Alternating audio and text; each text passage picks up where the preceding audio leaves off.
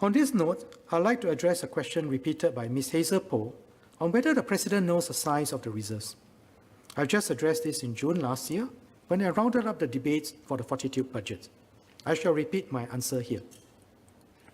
It is public information that under our Constitution, the President has access to information about the size of reserves. Under Article 22F of the Constitution, in the exercise of her functions under the Constitution, the President is entitled to any information regarding the reserves. In addition, on the MOF website, it is already mentioned that the President has full information about the size of the reserves. Ms. Poh also asked about the size of our reserves. Again, it is not in our national interest to disclose the size of the reserves. As Mr. Satyandi Supaat explained very well yesterday, Singapore is vulnerable to currency speculation and large capital outflows. Revealing the size of the reserves is akin to laying bare our defense plan and will diminish the value of our reserves as a strategic defense. No responsible leader would do so. So I was very alarmed when I heard Associate Professor James Lim citing theoretical literature that speculation could be stabilizing. I will also point out that there are other academics who recognize that currency markets can be marked by massive instability. It is in fact well acknowledged by most economists today that market-driven short-term flows are and will continue to be fickle and extremely volatile. The episode in 1992, when hedge fund manager George Soros took on the Bank of England by betting against the sterling pound and dramatically destroyed the UK monetary system, is one stark example. To put it simply, foreign exchange speculations have been and will continue to be a threat to economies, especially small, open ones like ours. As an international financial center, portfolio and banking-related flows in Singapore amounted to $294 billion last year, or 63% of our GDP.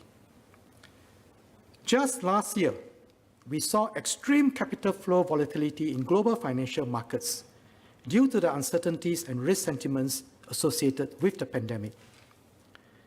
MAS kept the Singapore dollar nominal exchange rate stable during this period, backed by the full power of our reserves, giving banks and businesses certainty to make decisions under very trying circumstances.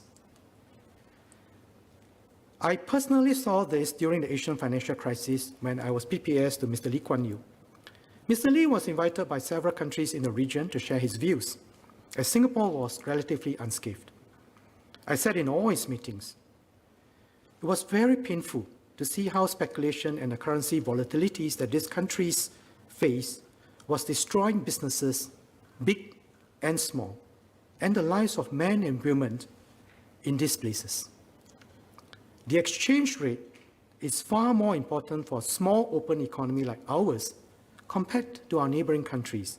And if our neighboring countries are so badly affected during the Asian crisis, you can imagine the impact on us.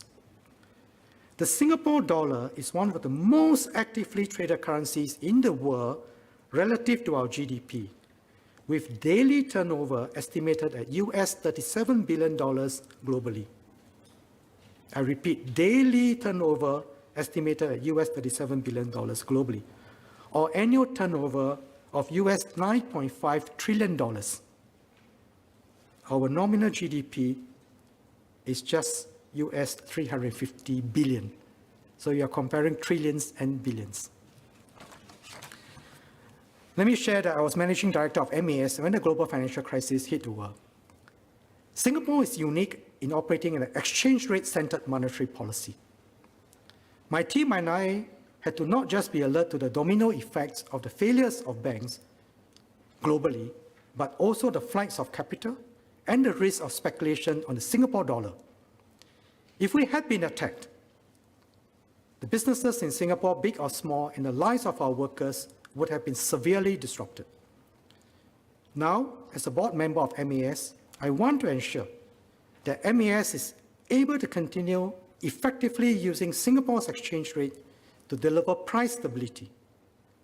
A very volatile Singapore dollar exchange rate, subject to market fads and bubbles, would not ensure low and stable prices for Singaporeans. In normal times, our nation's reserves also underpin our AAA sovereign rating, credit rating, thus underpinning confidence in our unique exchange rate monetary policy system. So as a practitioner at the front line who tries my best to understand the intricacies of the system, I must caution Associate Professor Jamus Lim. Let us not play with fire. This is about the lives of our people, not theoretical musings. And I urge all members of this House to focus the debate on the merits of the policies and programs and how we can improve the lives of Singaporeans, instead of repeatedly focusing the attention on the size of the reserves or other erroneous claims. We have inherited a strategic asset for the long-term survival and success of Singapore. Protect it, nurture it, and never squander it.